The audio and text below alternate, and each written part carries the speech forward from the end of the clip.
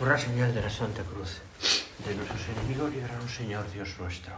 En el nombre del Padre, del Hijo y del Espíritu Santo. Amén. Señor mío y Dios mío, creo firmemente que estás aquí, que me ves, que me oyes. Te adoro con profunda reverencia. Te pido perdón de mis pecados y gracia para hacer con fruto este rato de oración. Madre mía Inmaculada, San José mi Padre y Señor, Ángel de mi guarda, interceded por mí.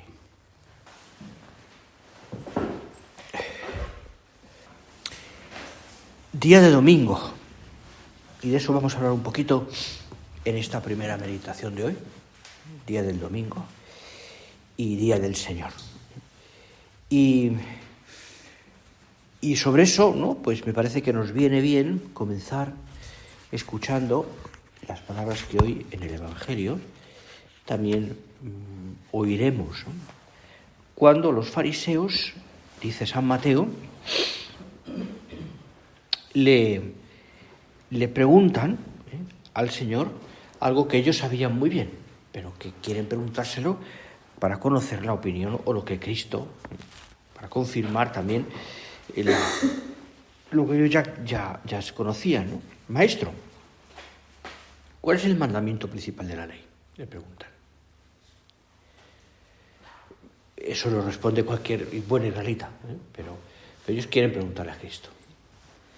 Y él respondió: amarás al Señor tu Dios con todo tu corazón, con toda tu alma, con toda tu mente. Este es el mayor y el primer mandamiento. Y el segundo es como este: amarás a tu prójimo como a ti mismo. Y de estos dos mandamientos dependen toda la ley y los profetas. Ese texto conocidísimo, escuchado tantas veces, no deja de tener su importancia. Sencillamente porque sobre esa verdad que acabo de decirte está, lógicamente, depende, dice, toda la ley y todos los profetas, es decir, y también toda nuestra vida. Lo que hemos aprendido desde niños, el primer mandamiento. Y que al fin y al cabo resume todo y es el más importante. Si no, no se entienden los demás. Si no fundamentamos nuestra vida sobre ese mandamiento, lo demás no tiene fundamento, no se sostiene, ¿no? Podemos hacer muchas cosas, pero si no lo hacemos por amor a Dios, podemos tener muchas inquietudes y muchas iniciativas, ¿no? Pero si no hay amor de Dios, si no buscamos el amor de Dios, pues evidentemente todo eso queda como muy truncado, queda como muy pequeño, ¿no?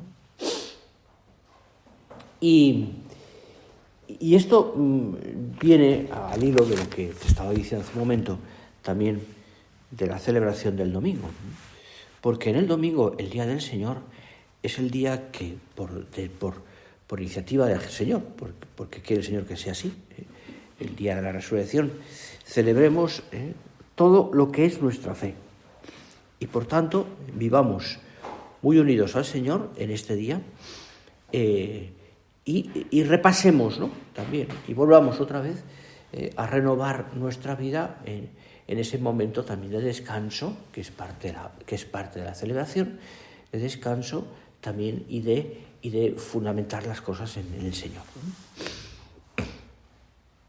Me viene a la cabeza pues varias escenas del Evangelio que hacen pensar a los apóstoles especialmente en esto.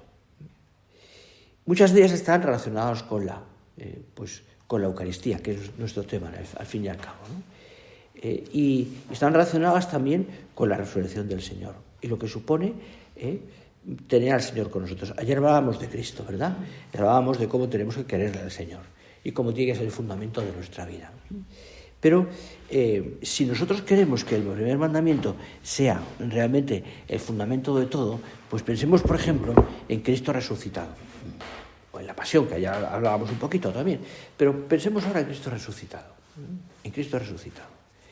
Y en Cristo resucitado en el momento en el que los apóstoles y las santas mujeres todavía están encontrándose con Él. Todavía no le han visto, no le han tocado todavía, como por ejemplo Tomás, o los demás, todavía no han estado cerca de su cuerpo, están todavía descubriendo, incluso desconcertados, porque no entienden qué está pasando. Y así les pasa, por ejemplo, a los que van camino de Emaús, que se van de Jerusalén. Están Cleofás y el otro amigo, pues se van porque seguramente pues habían perdido ya toda esperanza. Y se encuentran con el Señor. ¿Y qué le dicen al Señor estos dos? ¿Qué le dicen? Cuando Cristo, el peregrino, que todavía no lo reconocen, les mira y les ve que están tristes. ¿Qué les dice? O sea, les pregunta ante su tristeza. Y ellos sorprendidos le dicen: tú eres el único forastero en Jerusalén que no sabes lo que ha pasado. Y pregunta, ¿no? ¿Qué ha pasado? Lo pregunta el mismo Jesucristo, pero lo pregunta sin reconocerle. Y ellos le cuentan. Y le cuentan lo que ha pasado. Lo que ha pasado. Y en un resumen muy bien hecho. Creíamos que traería él el reino de Dios. Pero ha muerto. Y con eso se había perdido toda la esperanza. Dicen, les cuentan al Señor, que unas mujeres han ido, han visto que el cuerpo no estaba, y añaden: pero a él no lo han encontrado.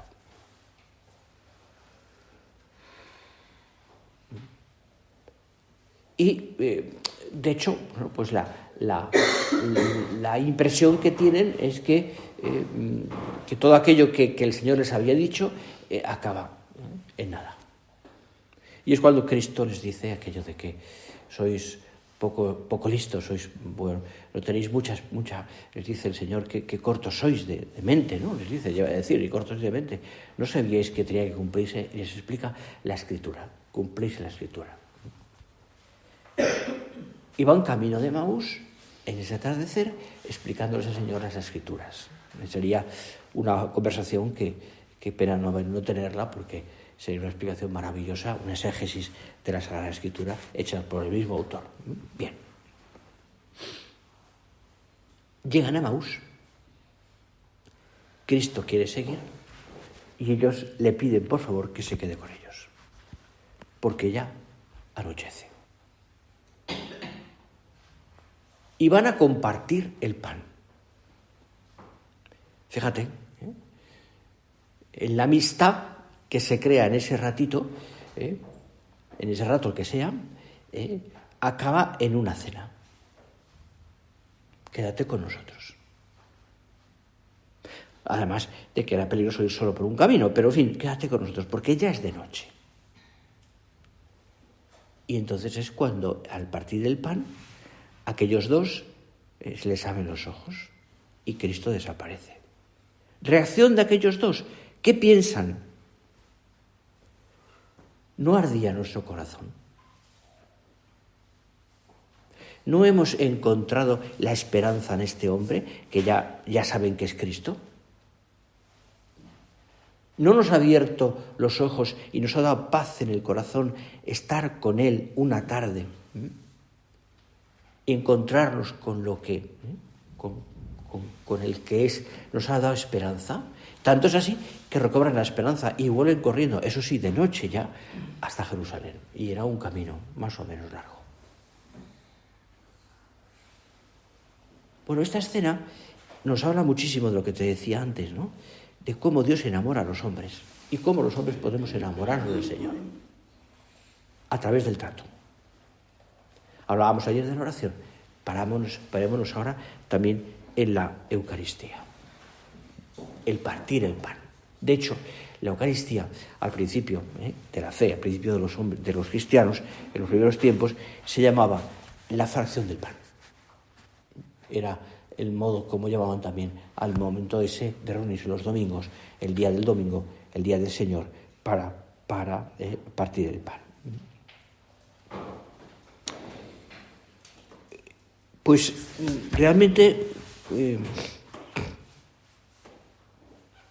la idea que te decía, ¿no? Es decir, que no es verdad que ardía nuestro corazón dentro de nosotros mientras nos hablaba por el camino, nos explicaba las Escrituras. Claro, nosotros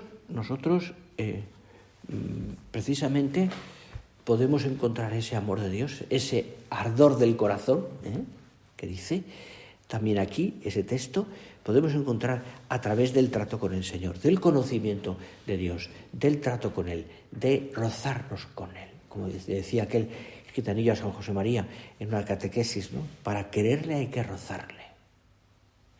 Hay que rozarle. Nosotros percibimos al Señor, siguiendo también esas cosas que desde niño nos han ayudado a conocerle más. Tradición de la Iglesia, la misa, la oración delante del tabernáculo, la visita al Santísimo, la meditación por ejemplo, de esos himnos eucarísticos tan bonitos, o esas canciones que nos ayudan tanto. El Adoro te devote, por ejemplo, la comunión espiritual, la alegría de encontrarnos a consagrarios por la calle y poder, si no podemos entrar, al menos una oración, una jaculatoria, una comunión espiritual, un encuentro con el Señor que se hace diario y que se hace, por otra parte, necesario. Encuentros como los de Maús, reconocimiento del Señor al partir el pan, estar con Él. Y alcanza su culmen esto cuando le recibimos en la comunión. En ese encuentro más íntimo, donde uno se une tan íntimamente con Cristo, con nuestro amor, a quien tenemos que querer, que lo come, lo recibe en su cuerpo. ¿Qué es tu alma y mi alma en el momento de la comunión? Un sagrario. Un sitio, un lugar donde está a gusto el Señor. Eso hemos de preguntarlo también. ¿Está a gusto el Señor conmigo? Le hablo, le guardo bien, le protejo. No solamente yo me aprovecho, que sí, que es tan necesario, de esa comunión, en la cual, pues, después de recibirle, me he parado, me he recogido en oración, he estado un ratito en silencio y he podido decir al Señor cosas, agradecerle, etc. Pero también le he protegido, está conmigo.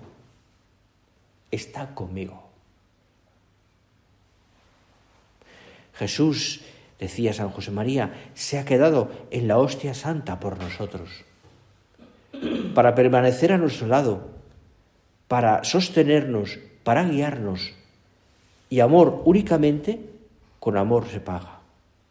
¿Cómo no habremos de acudir al sagrario cada día, aunque solo sea por unos minutos, para llevar nuestro saludo y nuestro amor de hijos y de hermanos? Así es.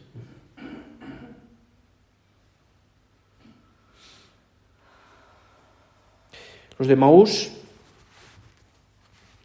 después de haber encontrado al Señor, como te decía, se levantaron al momento y volvieron. Volvieron para comunicar lo que habían recibido, con quien habían estado. El encuentro con Cristo, así, exige siempre, pide siempre, comunicarlo. Ite misa es, decimos al final de la misa, podéis ir en paz. Ite, id, comunicad, hablad. Aquellos dos, después de recibir al Señor, de estar con Él y de comer con Él, se van corriendo porque quieren comunicar la alegría que llevan dentro. La alegría que llevan dentro. Bueno, pues en el fondo, podríamos decir, y resumiendo de una manera muy sencilla, en el fondo, eso es el apostolado. Transmitir a los demás y transmitir a través también, y aquí me quiero parar un poquito más, a transmitir también a través de la Eucaristía el amor de Dios. El amor de Dios. Piénsalo. ¿Qué sería de nosotros, cristianos? ¿Qué sentido tendría, además? No me lo imagino porque te voy a decir algo que es hipotéticamente imposible, ¿no? ¿Qué sería de nosotros si no tuviéramos a Jesús en la Eucaristía? Ya te digo que es un imposible, porque el sentido también de la Iglesia es proteger, es tener al Señor. La Iglesia está porque Cristo está en la tierra. Iglesia de Eucaristía, decía San Juan Pablo II, una encíclica suya. La Iglesia nace de la Eucaristía. Y el sacerdocio tiene sentido en la Eucaristía. No tiene otro sentido. En la Eucaristía. De ahí la importancia que tiene, como te decía al principio de la meditación, la importancia que tiene también la celebración del domingo, el Día del Señor. Porque en sí mismo es un día con todas sus peculiaridades, ¿no? Porque que tiene cada domingo, porque hay tantas cosas en tu vida que hacer los domingos a lo mejor se convierte en un día pues de limpieza de casa, ¿no?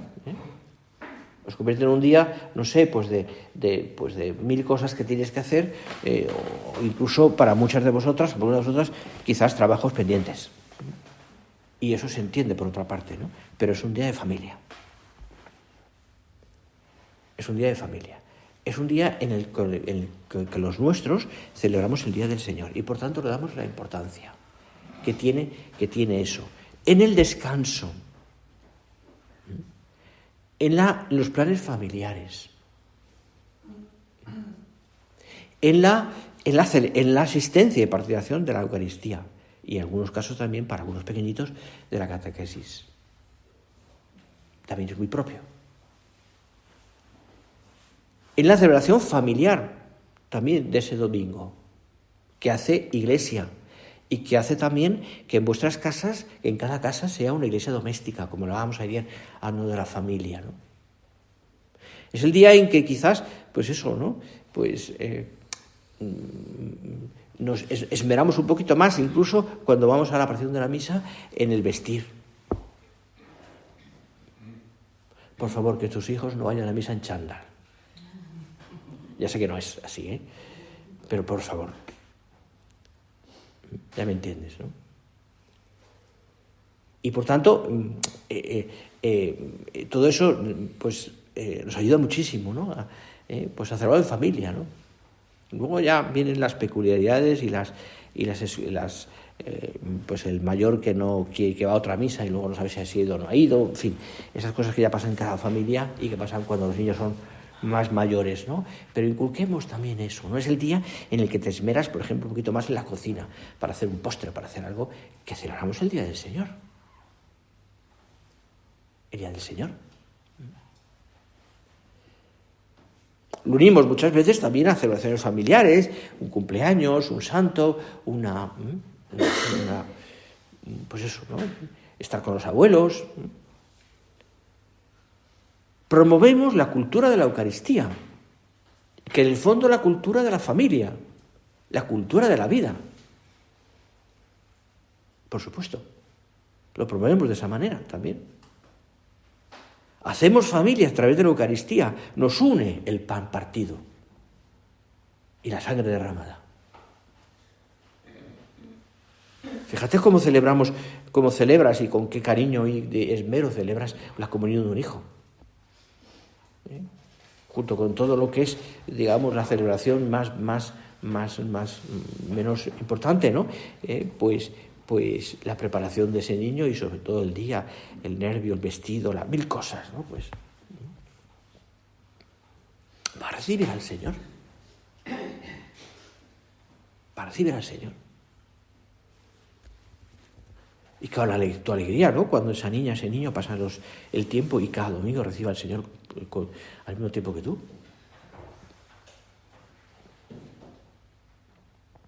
Todo eso, fijaros, todas esas pequeñas cosas, hacen familia. Ver tus hijos, que tú y tu marido sois los primeros que estáis ahí, yendo a misa. que rezáis juntos, que os confesáis. Qué bueno es que os vean confesar. Qué bueno es que os vean confesar. Porque también es una manera de hacerles ver que papá y mamá no son perfectos, que necesitan también el perdón de Dios. Qué bueno es. Es como un reclamo. Yo estaba una vez en la Catedral de Santiago confesando un día, el año que estuve allí viviendo. No pasé más humedad en mi vida que allí, pero bueno, eso ya es otro problema, ¿no? Y era un día, no era año santo, pero había muchísima gente en la catedral, muchísima gente. Me senté en el confesionario que me tocaba porque teníamos los de la obra uno para nosotros, ¿no? Y hacíamos turnos. Y estaba sentado, recé el rosario, recé el breviario. Mucha gente, pero no pasaba nadie. Nadie. Y eso que estaba ahí sentado y había más sacerdotes, entonces estaban en la nave, ahora los han cambiado de sitio, pero bueno, estaban en la nave. Y un sacerdote que estaba a mi lado salió del confesionario con su alba, su estola. Yo no lo conocía de nada. Se acercó y por delante me dijo: ¿me puedes confesar? Hombre, por supuesto. Se confesó piadosamente y se volvió a su confesionario. Seguí rezando, pero inmediatamente pasó una persona y me dijo: he visto a ese sacerdote confesarse y me ha animado. Te aseguro que no paré en toda la tarde. Y el otro tampoco, ¿eh? Claro, qué buen ejemplo es ver que te confiesas. Que te confiesas. Eso hace familia.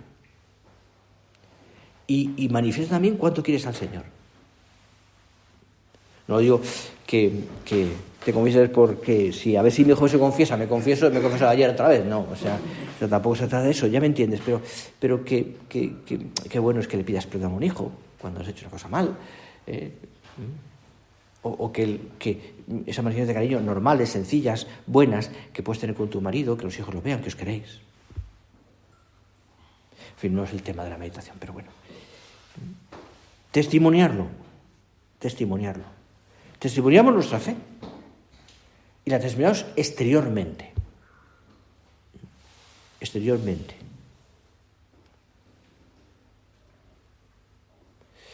Cuando al llegar a aquella aldea, Jesús hace ademán de seguir adelante, los dos discípulos le detienen y casi le fuerzan a quedarse con ellos. Le reconocen luego al partir el pan.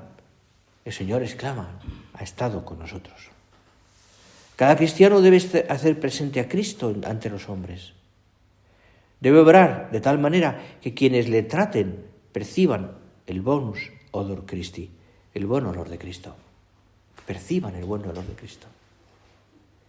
Debe actuar de modo que a través de las acciones del discípulo puedan descubrir el rostro del Maestro. A través de esto. Por eso la cultura de la Eucaristía, la cultura del domingo, del Día del Señor, es tan importante.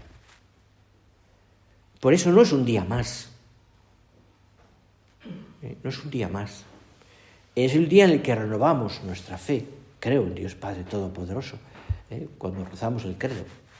Es el día en que hacemos familia. Es el día en que acudimos a estar con Dios, en la casa de Dios. En la casa de Dios. Es el día en que en familia celebramos el domingo, el Día del Señor. De muchas maneras distintas. Sí, es el día en que muchas más cosas, tienes que hacer muchas más cosas, es verdad. Pero no perdamos ese sentido, aunque sean cosas en poquitas cosas. En poquitas cosas. Incluso, pues, algunas de las cositas que puedes hacer, bendecir la mesa, a lo mejor pues ese día o otro día pues rezar el rosario en familia, esas costumbres cristianas que a veces podemos como, nos cuesta meter, ¿no? Porque los hijos a veces son rebeldes, pero no dejéis de hacerlo, en la medida que podáis.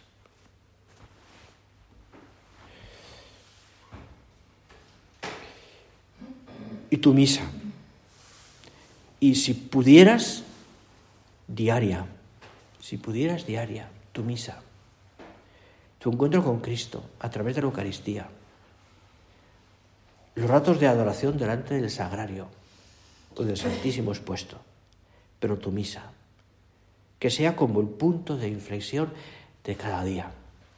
Que la defiendas con uñas y dientes.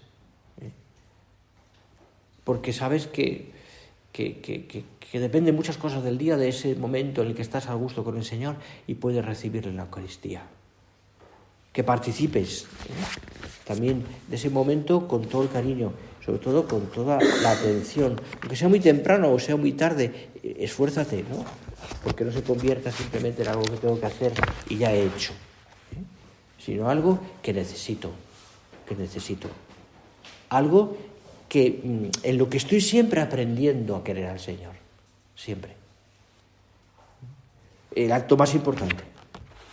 No me he parado ya más despacio a contarte alguna cosa más de esto, pero me parece que uno aprende, está aprendiendo siempre, está aprendiendo a ser piadoso, está aprendiendo a amar al Señor a través de la Eucaristía. Estamos aprendiendo siempre y nos damos cuenta, ¿no? ¿Cuántos años yendo a misa y recibiéndole con frecuencia al Señor y todavía no me entero y me distraigo tanto? Y acabó la misa y ni me acuerdo de qué iba las lecturas, por ejemplo, ¿no?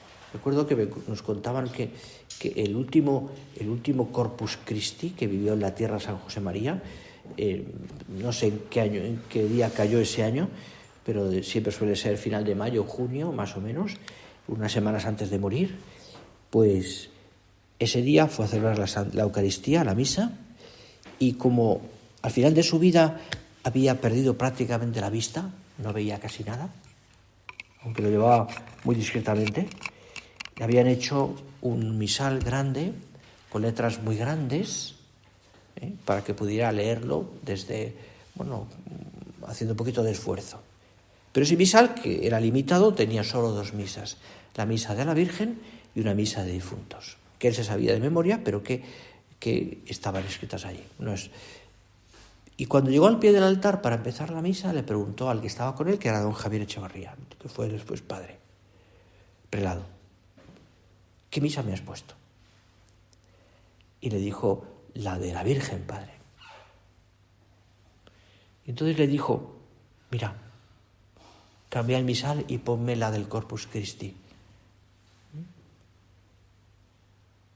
Aunque me cueste esfuerzo. Y efectivamente cambió el misal y volvió otra vez al comienzo de la misa, a empezar, y le dijo San José María, gracias, hijo mío, le dijo, pero ayúdame a ser piadoso. Ayúdame a ser piadoso. A mí siempre me ha conmovido esto, es decir, un hombre que llevaba años y años celebrando la misa, con un amor impresionante. Y en ese momento también, al final de su vida, estaba aprendiendo a ser piadoso. Quería seguir aprendiendo. Llevar muchos años escuchando, participando en la misa. Hay que aprender. Porque tiene un valor inefable, infinito. Y nunca nos damos cuenta totalmente de lo que hacemos participando en la misa. Lo sabremos, y ya me acabo, perdonar que me he pasado, lo sabremos en el cielo, donde la liturgia celeste, eterna en allí, pues será participar siempre de esa alabanza a Dios que es la misa, de esa gloria a Dios. Vamos a pedir a la Virgen, vivamos el domingo como tenemos que vivirlo, procuremos hacerlo, ¿no? Y centremos nuestra vida, nuestra jornada en la Eucaristía, en la Santa Misa.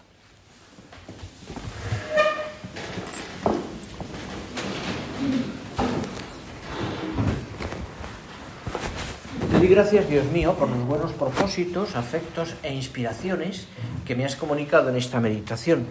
Te pido ayuda para ponerlos por obra, Madre mía Inmaculada. San José, mi Padre y Señor, Ángel de mi guarda, interceded por mí.